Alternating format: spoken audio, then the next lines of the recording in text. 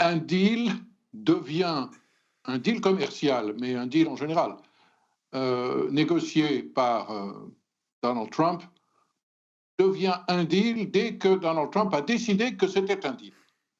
Donc il a décidé qu'on arrêtait les négociations à cet endroit-là et que c'était formidable et c'était fantastique. Il est même, semble-t-il, allé au-delà de ce que Scott Bessent, dans les réunions préparatoires avec le vice-premier ministre chinois, était prêt à faire, notamment en matière de réduction de la surtaxe qui frappait la Chine pour sa complicité présumée dans la fabrication des éléments précurseurs de fentanyl et dans l'exportation de ces ingrédients, notamment au Mexique.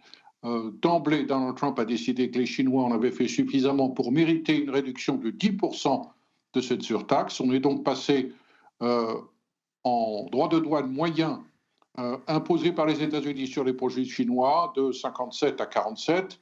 Cela ne tient pas compte de certaines exceptions, notamment couvrant l'iPhone. En échange de quoi? En échange d'une trêve, en échange de l'abandon de mesures qui avaient été mises en avant par les autorités chinoises au cours du printemps, peut-être même, semble-t-il, pour les utiliser en tant que ce que l'on appelle en anglais bargaining chip, c'est-à-dire de manière à faire de fausses concessions. Par la suite, dans une négociation, on invente un problème pour mieux pouvoir faire une prétendue concession ensuite. Mais c'est une trêve. Et c'est une trêve qui ne règle pas des problèmes de fond, parce que je parle depuis quelques minutes et je n'ai pas abordé ce qui aurait pu être le centre de la négociation, le centre d'un véritable deal entre les États-Unis et la Chine, c'est-à-dire l'aide de l'État apportée par la Chine à ses industries sous toutes sortes de formes, sujet qui n'a pas été abordé. Taïwan, on n'en parle pas. Les exportations de Blackwell,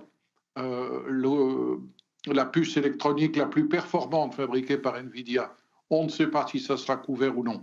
Autant d'éléments qui auraient pu entrer dans un deal formidable et fantastique, mais qui n'y sont pas, donc on appelle deal et on l'appelle formidable par définition. On en reparlera dans quelques mois.